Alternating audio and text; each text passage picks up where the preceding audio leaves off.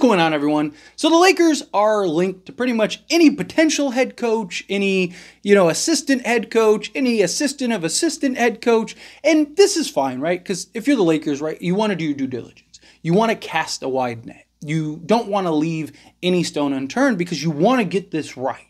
Right, especially from the Lakers standpoint. You don't want to mess around and, you end up getting around again. And now in a year or two, you got to go replace the coach once again.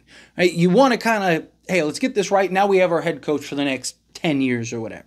And so the Lakers, of course, are linked to various coaches, primarily other teams' assistants, as well as guys like J.J. Redick, Tyronn Lue, Jason Kidd. Although Jason Kidd now signed an extension, but Tyronn Lue, I don't see him leaving. But one guy that is now reported to be on the list for the Lakers, which you kind of saw this coming, right, is Micah Nori, right? He's the guy that is basically stepping up as the Minnesota Timberwolves head coach.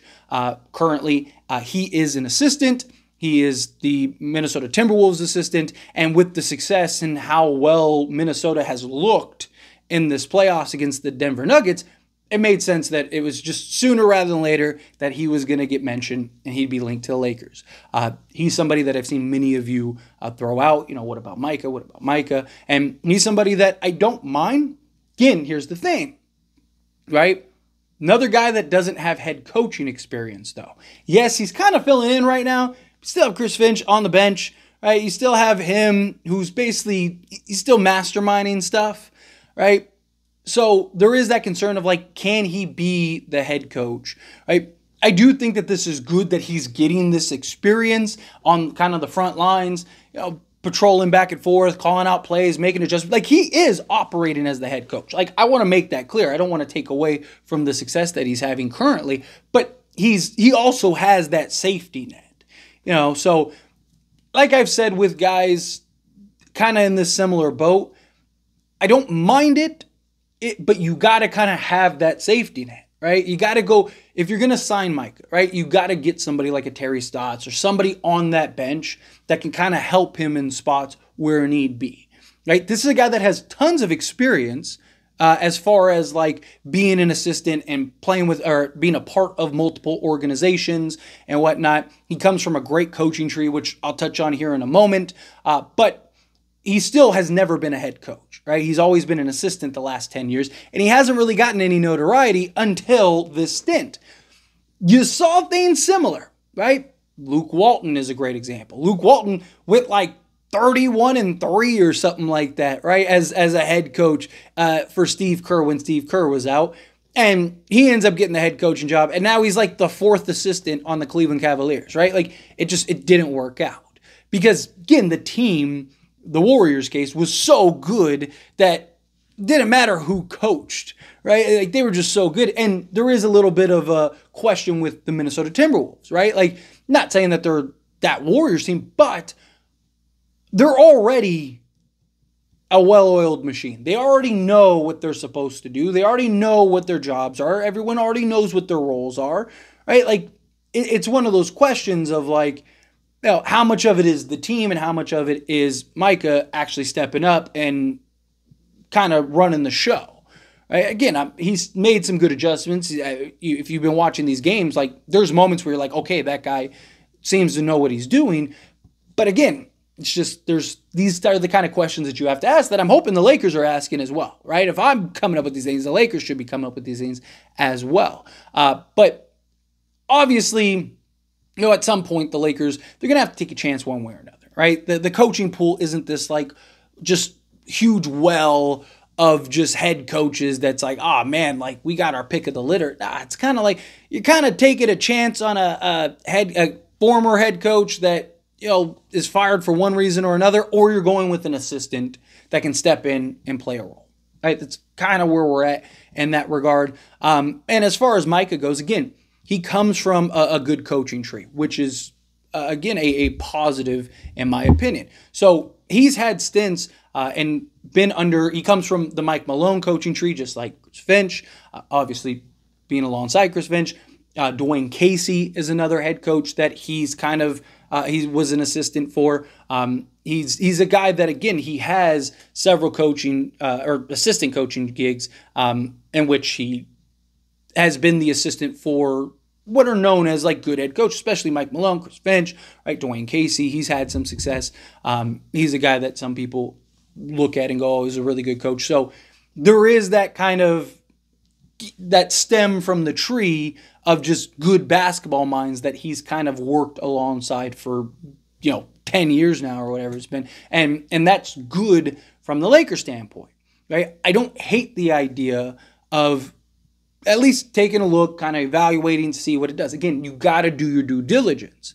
But we, again, keep defaulting to he doesn't have the head coaching experience. Now, some might look at this, again, this stint with the Minnesota Timberwolves and look at it and go, hey, this is head coaching experience. And it is small sample size, right? And again, team's a well-oiled machine, still got that safety net, right? It's things that kind of make you question.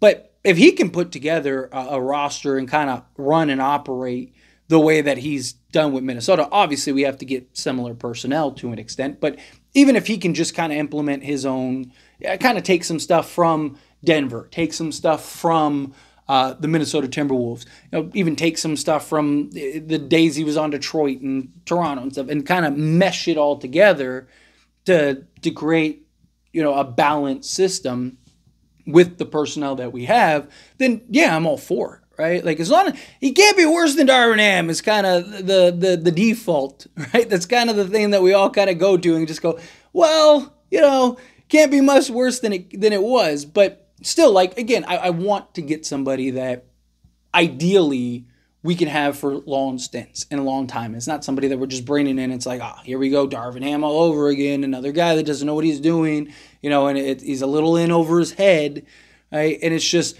so to me, if you're going to bring him in and he's going to be the head coach, like I said, you got to put a roster around him that is comparable. And I don't mean the player roster. I'm talking about the coaching roster, right? Obviously, you want to kind of let him have some free range to get pieces here and there. But the original plan with Darvin Ham was to hire a former head coach as the assistant to come in and do as such, right? And kind of be his safety net. And they never really did that, and they didn't really force or push Darvin Ham to do so. Hopefully the Lakers learn from their mistake. Hopefully the Lakers go, nah, like, sorry, buddy.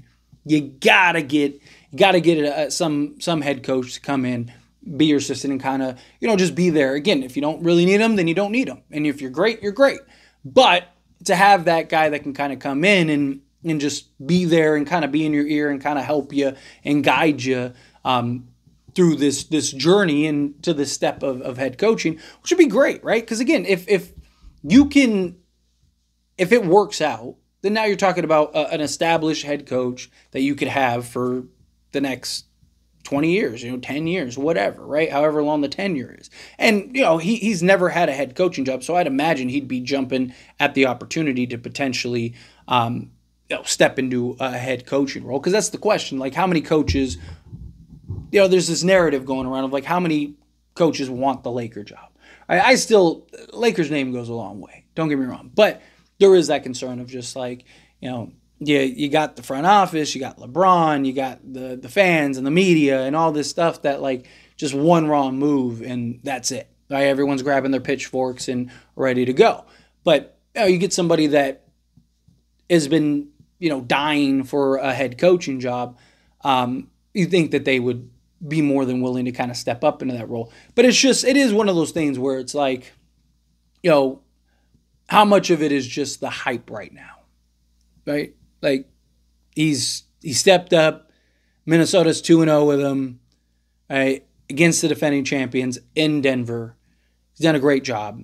Again, I'm not trying to discredit him or take anything away from him. I mean, he's done a great job.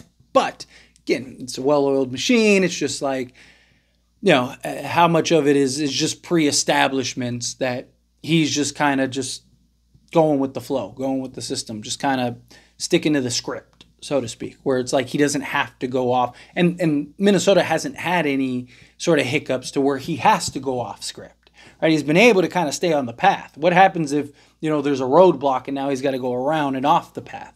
How does that look, right? So there's just again, some concerns, but I know a lot of people have been throwing out his name and really want to see him being a head coach. But anyway, as always, this is a discussion. Pass question on you. Let me know your thoughts and opinions down in the comments below. What do you think? How do you feel? What are your thoughts? Do you like the idea of bringing in Micah? Do you think, like, no, you got to go with a head coach, got to go with somebody more established? Do you have concerns? The same concerns I labeled. Again, maybe it'll be nothing. It's very possible he comes in and is great, right? But it's still things that are concerned that need to be discussed and need to be at least mentioned, right? In a perfect world, it's all sunshines and rainbows, right? In a perfect world, he comes in and Lakers win an NBA championship in year one and he's great, right? But again, how realistic is that with a guy that's never been a head coach? And you have these concerns that need to be highlighted. But anyway, again, love your thoughts and opinions, however you feel, down in the comments below. That being said, if you haven't liked this video, hit that like button. Helps me a lot, so we enjoy these types of videos, and I truly appreciate it. Not subscribe to the channel, hit that subscribe button, turn on the bell notifications. Appreciate y'all. See you in the next one. Thank you.